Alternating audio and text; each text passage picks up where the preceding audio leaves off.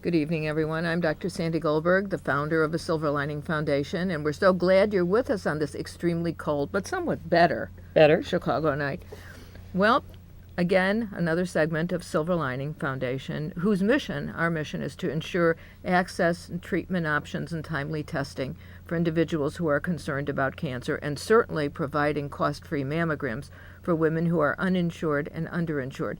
And I'm very glad to welcome back our guest, who, if we can get her, comes on once a season, Patty Cagney Sheehan. Why do I always do that? I don't know, too many words. It's my pal Patty. Okay, let's call it that. A certified mastectomy fitter. Mm-hmm. And you started actually Second Act, didn't you? I did. I identified the need for a cancer recovery boutique in the city because they were all located in the suburbs.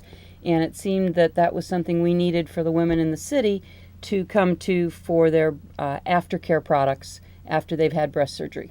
Now, you and I have known each other for quite some time. And when we met 87 zillion years ago, you were in marketing, weren't you? I mean, what influenced this shift in your career? Well, yes, I was in advertising for almost 30 years. And then my mother was diagnosed with ovarian cancer. And I took her to get a wig in the suburbs. And that was when I realized that there is no place in the city that does the whole... I didn't even know there was such a thing as a mastectomy boutique that carries wigs and mastectomy bras and all of the products that you need after you've had breast surgery. So I just decided to make a switch. Got out of advertising, got trained, became a certified mastectomy fitter, and then opened Second Act and got that accredited by Medicare. So it is the only accredited mastectomy boutique in downtown Chicago. That's great. Now, let me remind our viewers, please, that this is a live call-in show. And if you have any questions for Patty or myself, please feel free to call us at the number on the bottom of your screen, 312-738-1060. And Patty, what exactly is a certified mastectomy fitter? Well, I'm the person that can do what Oprah says we all need. I can fit somebody in the right size bra. You know, that's so true. You have some over here, and we're going to sort of do this step by step. Sure. In terms of as a breast cancer survivor, the one thing that I found to be a challenge, although, less so now, thank heaven to, people such as yourself, was to be able to find a bra that frankly made me feel after surgery, when there were certainly changes in my body, that I didn't have to wear something white or beige if I didn't want to, and something frankly that would fit me. Mm-hmm. That would fit me. And that's why there's such a wide range. Mm-hmm. So we have, for instance, if you're an animal lover, we have everything from leopard. This is my favorite one. To zebra. You didn't see zebra last year. No, I didn't see the zebra. Zebra's new. I didn't see the zebra. Some really nice lacy covered ones. Oh, that's great. And then we even have sets. So for all of the ladies who are accustomed to having their lingerie match, they can have their mastectomy bra and their matching panties and still look just as glamorous as they ever did. Now, show us, and what I'm going to do, I think, is put this on the overhead. Okay. So you can explain. Now for those of you, I want you to, I'm switching over to the overhead, and what you are doing, I'm going to make this so we can come out a little bit, and you can actually see the bra itself, is that you're seeing a bra that it's upside down on your screen. Let me turn it around so it is like this. So we want to show you that this is an actual bra. It does have some, what do you call that, filler padding? Yeah, a foam cup. Okay, now I'm going to flip it back over again, because in this bra there is a place, and I'm trying to stay out of the way here, for the prosthesis. For the prosthesis, which will fill in where, if someone has had a mastectomy, that part of to give the illusion that tissue was there when it's not necessarily there. Okay, now what I'm gonna, and I'm not real good at this, okay, so what I'm going to do, I just sort of shove it in, right? Yep. Okay, I'm putting in the prosthesis, and this is the prosthesis. There is this area here, where you put the prosthesis in, and then now what I'm going to do is remove the bra, and I'm going to show you what the prosthesis actually looks like. And let me make that a bit larger so you can see what it looks like. It mimics tissue. I'm coming back to us now. It mimics the feel of tissue. Right. And there's a couple things that are important about this. One is the weight.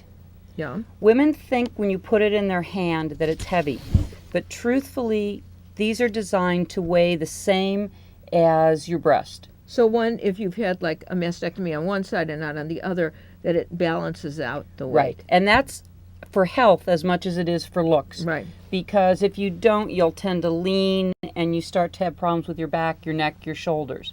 So it's important, and that's one of the reasons it's medically necessary. It's not just to be cosmetic so that you look like you have a breast, but it's to help keep you aligned and properly in shape.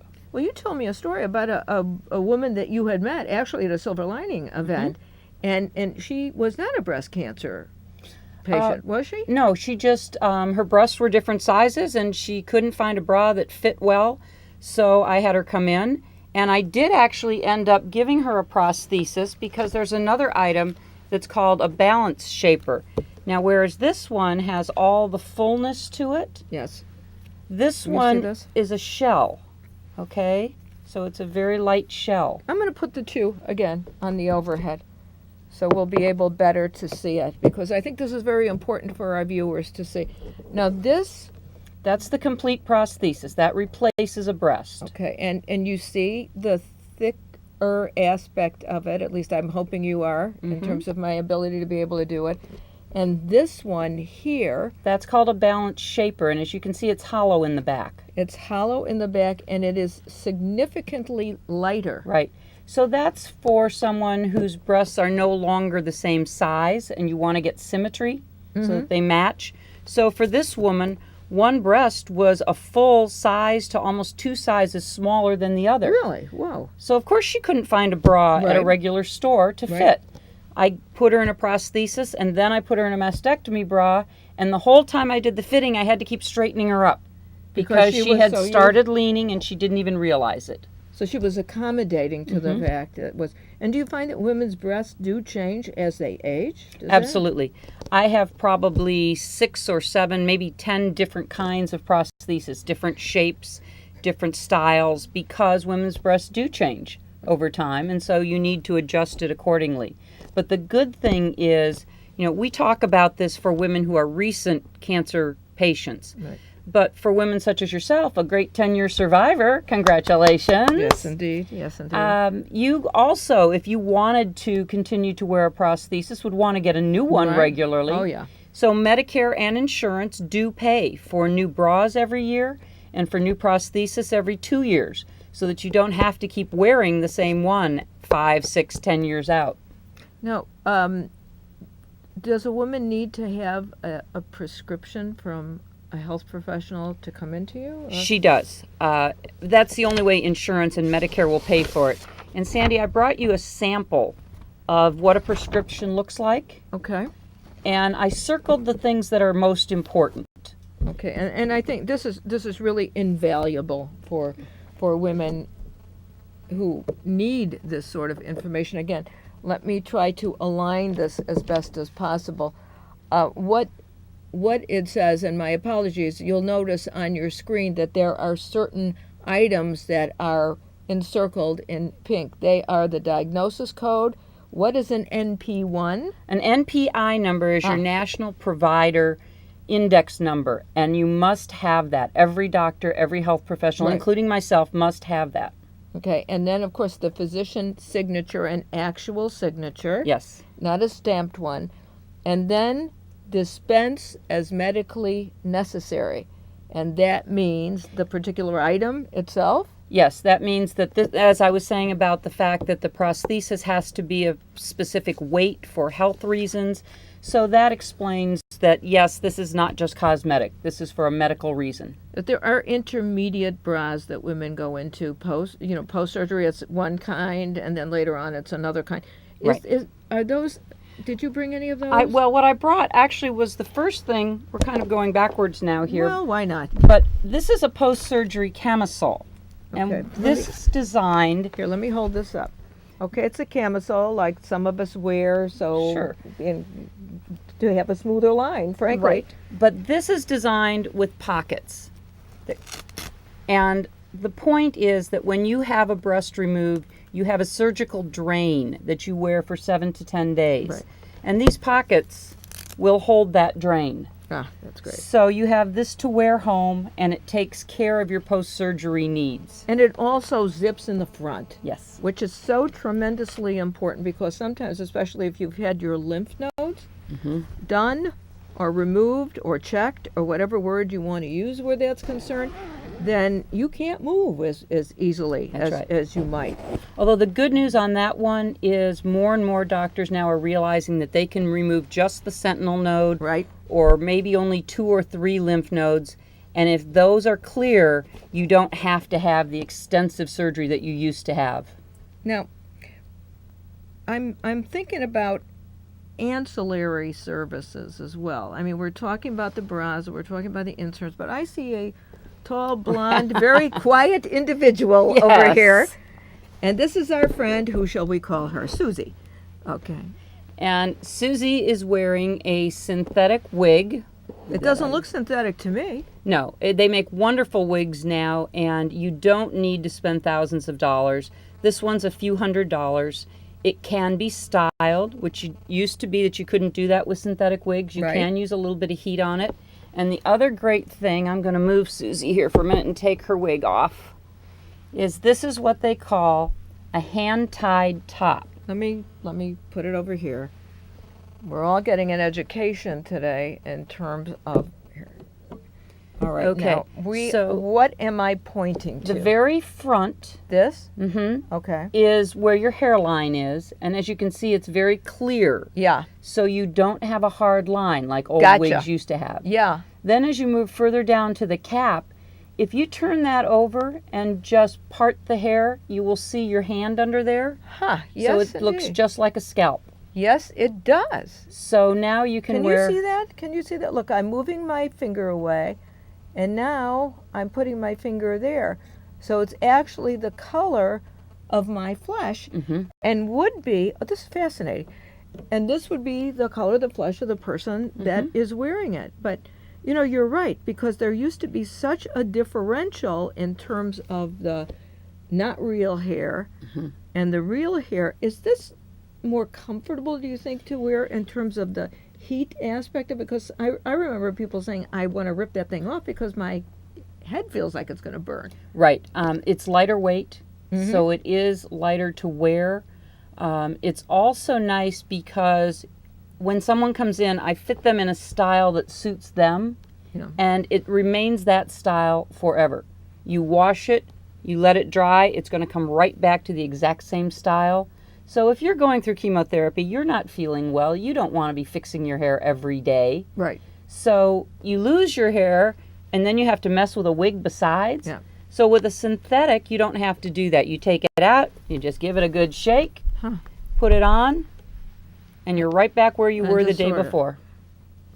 Yeah, it's fascinating, the changes. You know, I think to myself, I was diagnosed 10 and a half years ago. Actually, in April, it'll be 11 years now.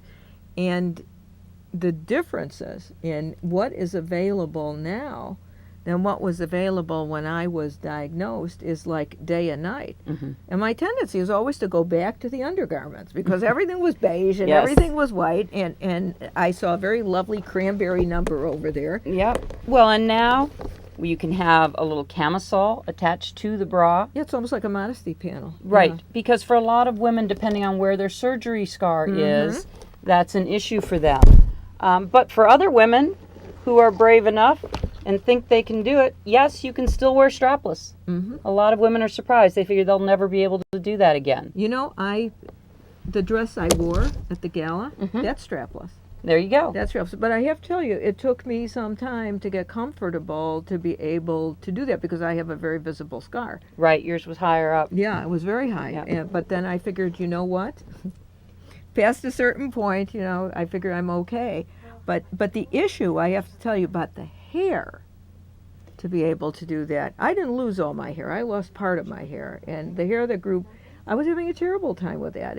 But I didn't want to deal with the wig because they weighed like 52 pounds or something. I think we have a caller now. Hello, caller. Hi, caller. Calling to see where can I buy one of those wigs. Okay, what we're going to do, I'm going to give you a Silver Lining Foundation's phone number. You call me, and I will give you the information about Patty. And do you have a pencil and piece of paper available? Yes, I do. Okay, call us at Silver Lining 312-345-1322. Okay, again, 312-345-1322. I got it. Good. Mhm. And then we'll give you all of Patty's information, and she'll be able to help you in terms of the wig. And I'm very glad that you called, caller, because, again, as a survivor, for me, I'm looking at the bras and I'm looking at the wigs. It fascinates me. Thank you so much for calling. Okay, can I call now? Actually, if you call right about 6:30, and we'll be able to give you the information, okay? Okay, thank you. You're so welcome. Bye-bye. Bye-bye. You know the important thing, too, about wigs? Of course, everybody walks in and says, I want human hair. And I have a couple human hair wigs, and I can order them, so I show them that for comparison. But they're always surprised. So I want to encourage women who are going through this, don't be afraid to consider synthetic wigs. And you know what I'm thinking about also? I'm thinking about that a lot of us carry a lot of the stuff historically in our head, and we've been told that human hair wig is better.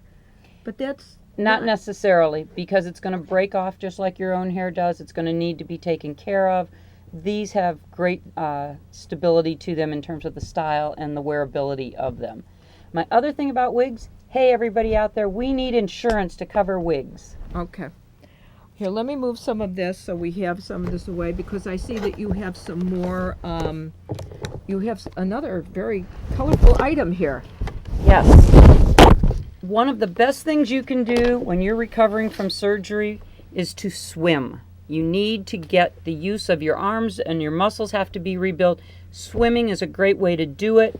They make swimsuits that hold mastectomy products. That's great. So this one has pockets, just like the bra has a pocket. Just like I showed you before about how we slid that in.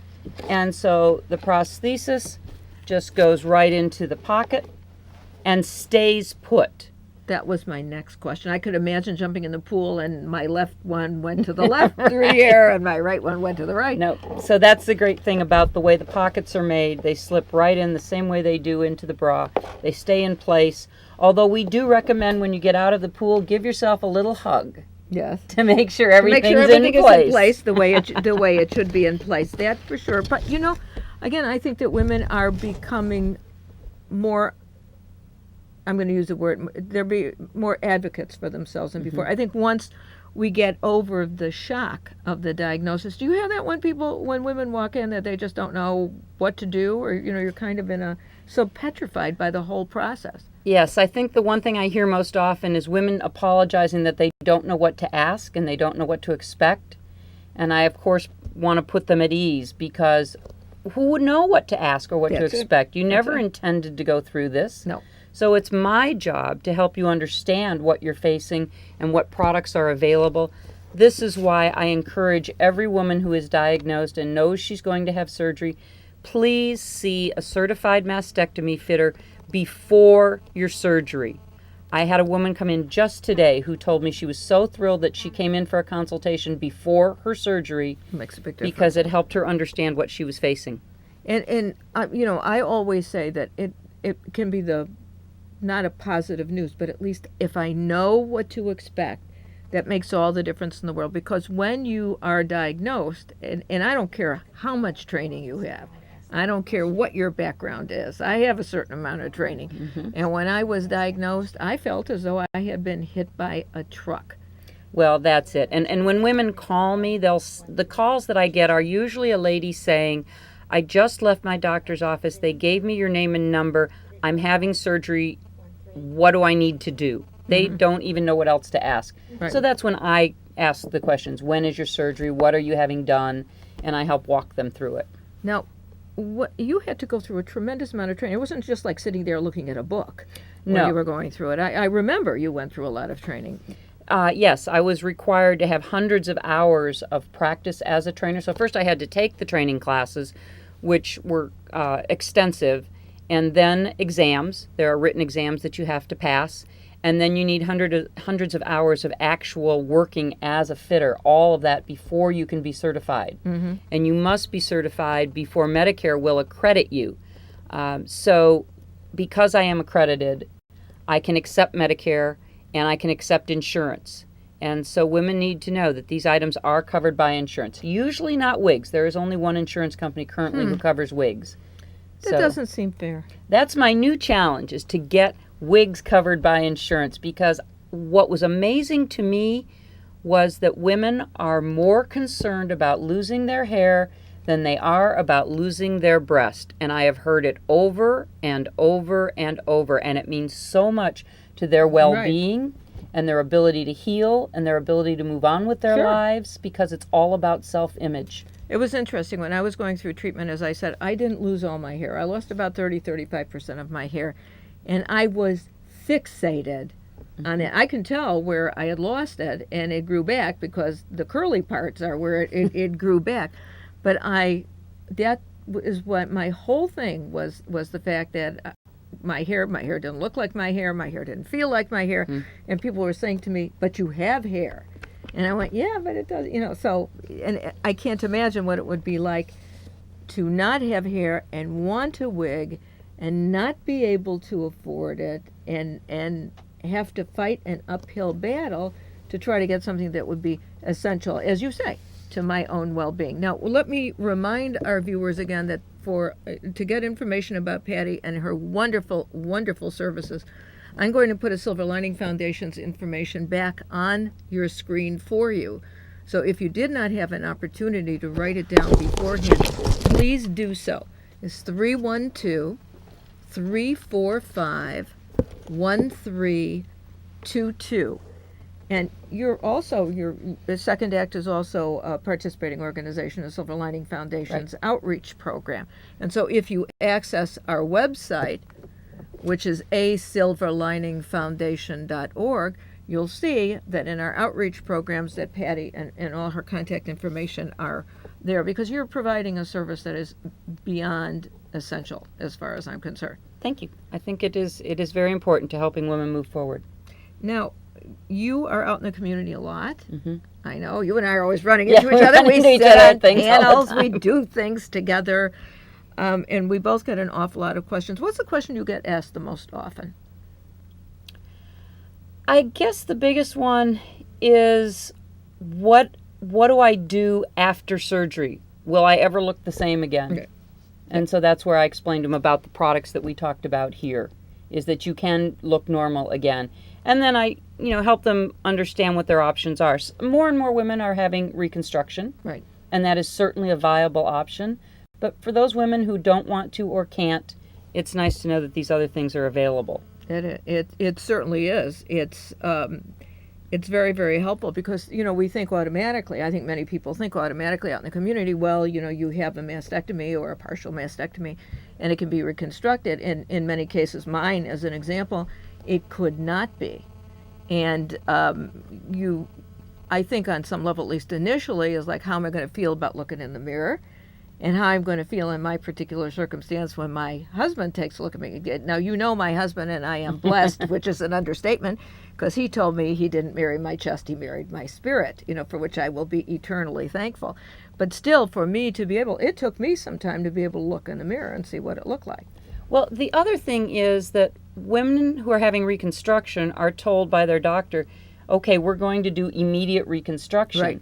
And we all have our own vision of what we think immediate means. Yes. But in this case, it doesn't mean you're going to leave the hospital with a breast in place. Not by any and stretch. It can take several months. And if you have chemotherapy, you often have your reconstruction halted until after chemotherapy. Right. So it can be many, many months. So there are interim products also. Right. That you can wear while your reconstruction is being done. So those are also, just because you're having reconstruction, you can still feel free to call a mastectomy fitter, meet with them, and talk about what your options are to hold you through what could be 6, 8, 10, 12 months sometimes until your reconstruction is done. It makes all the difference in the world to have you and to have these resources available. And I cannot thank you enough for coming on as our regular guest all the time, because the information every time you come on, I know our viewers and certainly I learn a tremendous amount about this really very significant topic that, unfortunately, given the numbers of women who are diagnosed annually, I mean, it is becoming more and more necessary as time goes on. Absolutely. So I thank you. All right, Thank you. Patty, tell them who you are. Tell them the name of your company. It is Patty Cagney Sheehan, as Irish as you can get. It is Second Act, and I chose that name because of all of the women who changed their look on life after cancer, and they face the second act of their life, and that's how I named it. I love it. I love it. Thank you so much for joining Thanks. us again, and thank you so much again for tuning in, and we'll see you next Thursday. And remember, there is always a silver lining. Thank you so much. Good evening.